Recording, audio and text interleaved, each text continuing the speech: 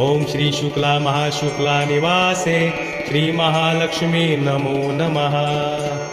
ओम नमो पद्मावती पद्मालये लक्ष्मीदायिनी वाञ्छाभूत प्रेत विन्ध्यवासिनी सर्वशत्रु संहारिणी दुर्जन मोहिनी रिद्धि सिद्धि वृद्धि कुरु कुरु स्वाहा।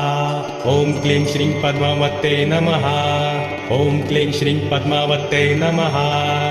ओम क्लीं श्रीं पद्मावत्यै नमः। ओम श्री महालक्ष्मी नमः।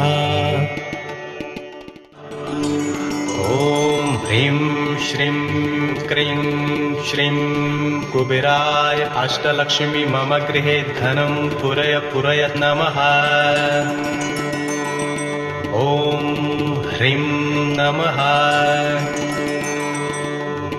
ओम यक्षाय कुबेराय वैश्रवणाय धन धान्याधिपतये धन धान्य समृद्धिं मे देहि।